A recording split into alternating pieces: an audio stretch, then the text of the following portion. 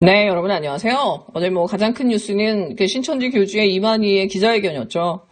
근데 이제 문제는 기자회견이 너무 산만하고 진짜 횡설수설하다가 막 주변에 소리 지르고 하니까는 이게 전혀 무슨 얘기를 하는지 들어오질 않더라고요.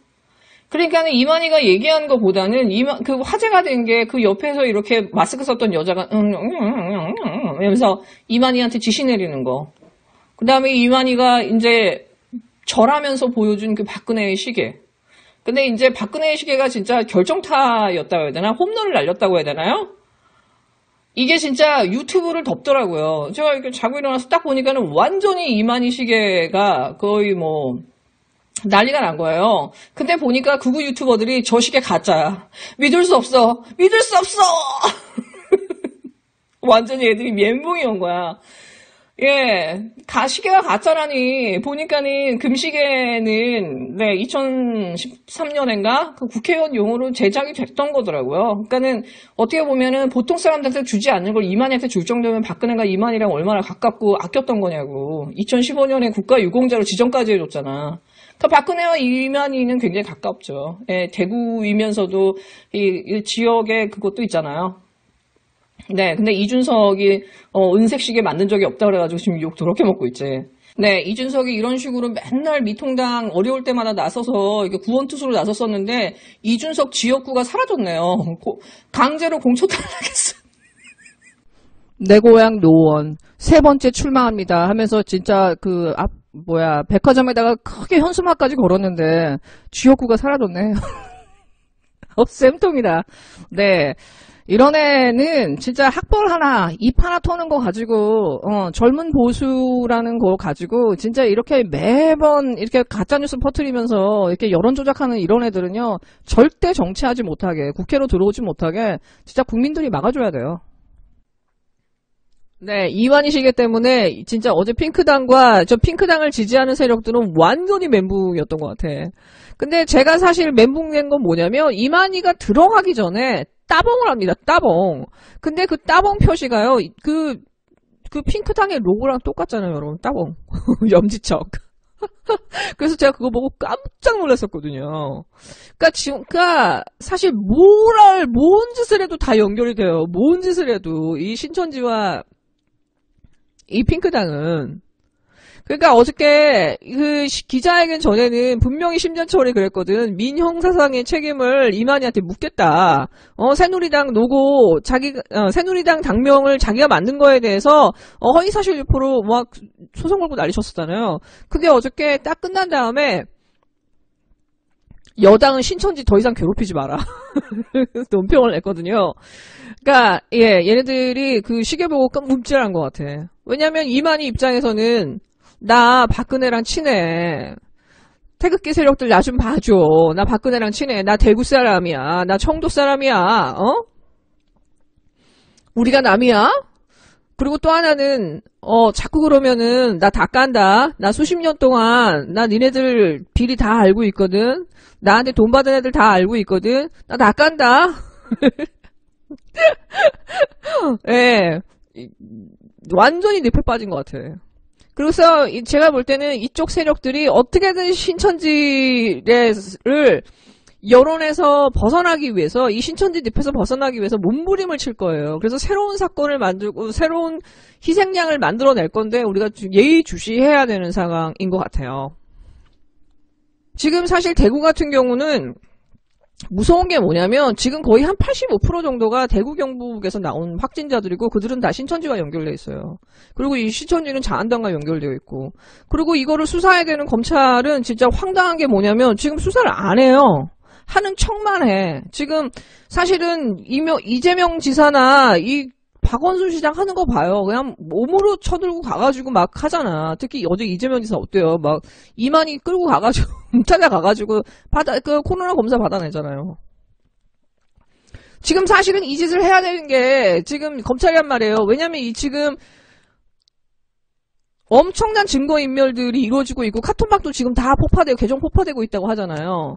그러면 사실은 지금 검찰이 나서야 돼. 왜냐면 지금 이 정도의 한 지역이 한 종교로 인해서 이렇게 확산이 되고 나라가 대유행에 가고 혼란에 빠질 정도면은 사실은 이런 이 과도한 확산이 어떻게 이루어졌는지에 대한 역학조사가 이루어져야 되거든요. 그래서 사실은 우리가 다시는 일어나지 않도록 어떤 사례를 만들어 놔야 돼요.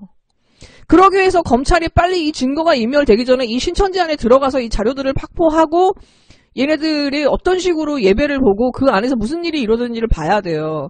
그러니까 예를 들어서 며칠 전에 그 한겨레 유튜브 방송에서 검찰이냐 지금 이 이 핑크당이 신천지를 비난하지 않고 정부만 지금 탓하고 있다라고 하는 그 짧은 방송에서 그래프를 하나 보여줍니다. 그러니까 31번 환자부터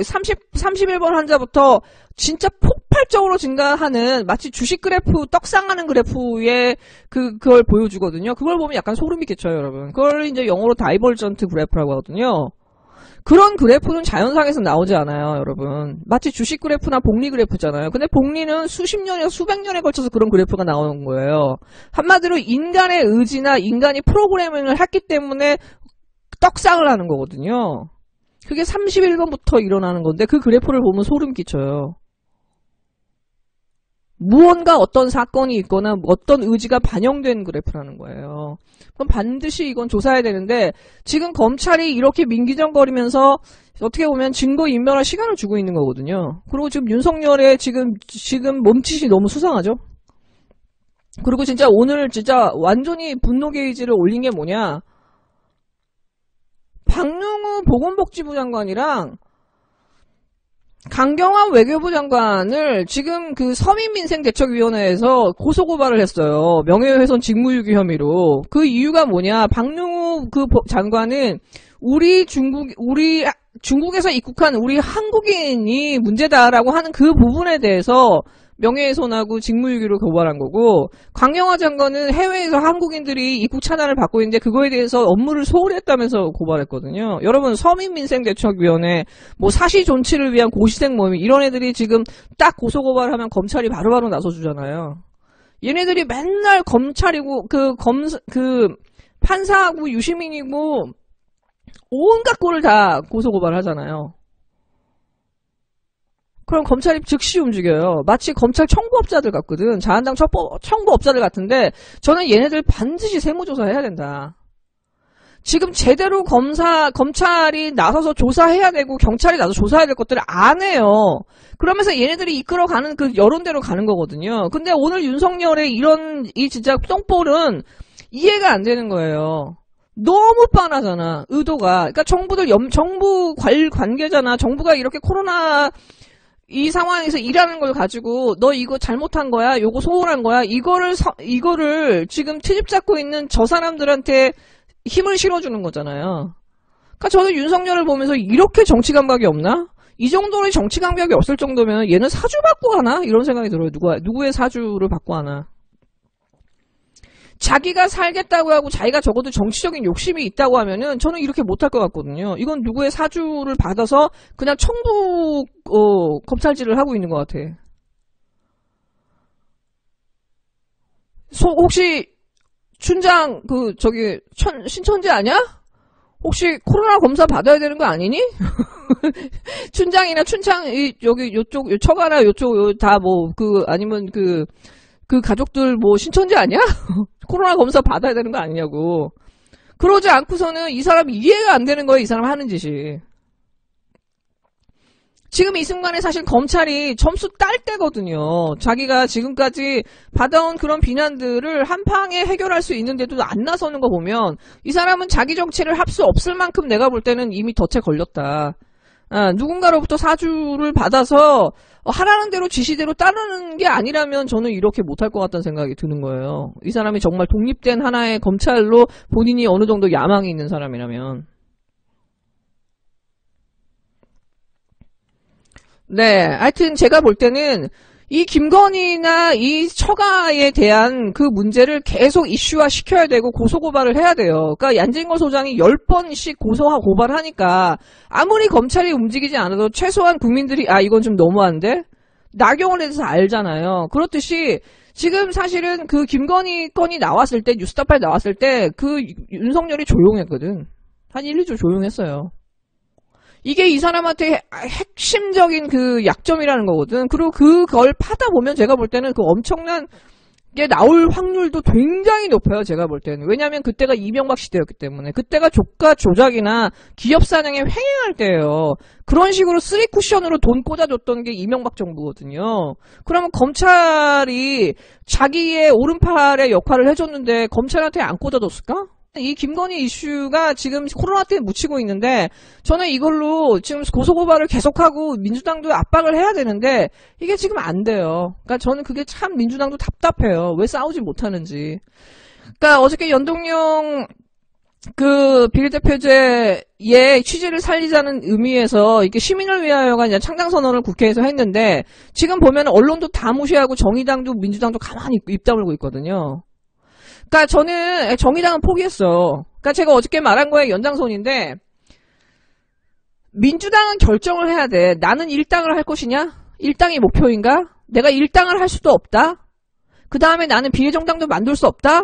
라고 생각한다면은 그러면은 이 나머지의 쟤네들이 뺏어갈 그 30의 캡을 누구에게 배분하는 게 가장 좋은가? 이게 정의당이나 녹색당이나 미래당이나 민생당인가? 아니면 내가 가질 수 없다면 그러면 예를 들어서 뭐 정봉주나 손혜원 의원이 만들었던 그 분들한테 시민을 위하여 이런 세력한테 배분해 주는 게 나은가? 저는 민주당은 빨리 결정을 해야 된다. 아무것도 할 수 없다라고 한다면은 적어도 그분들이 표를 가져갈 수 있게 그분들이 국회로 지체할 수 있게 해줘야 된다. 그래서 문재인 정부의 국정 후반기를 대비해야 되고 사실은 민주당도 백업이 있는 게 낫잖아요. 나경원이 왜 힘을 그렇게 썼어요? 오신환이 그렇게 서포트를 해주니까 간 거 아니에요. 그래서 오신환 여러분 공천 받았잖아요. 진짜 오신환 같은 인간이야말로 절대 정치에 있으면 안 되는 인간이지. 민주당은 사실은 지금 정의당 믿고 뭘 하겠어. 예, 녹색당은 저쪽 핑크당이랑 차이가 별로 없잖아요. 뭐 하겠어요, 그러면. 그럼 민주당 입장에서는 필요하단 말이지. 근데 왜 민주당은 이 필요성을 느끼지 못하느냐가 너무 답답한 거예요. 지금 민주당의 모습을 보고 있으면 지금 시민사회 세력이나 너무 멀어져 있어. 그러면서도 뭐 혹시 친노나 친문이나 이런 세력들이 당내에 들어갈까봐 막 정말 미친듯이 쳐내는 듯한 거기에만 에너지를 쏟는 듯한 그런 느낌이 들거든요.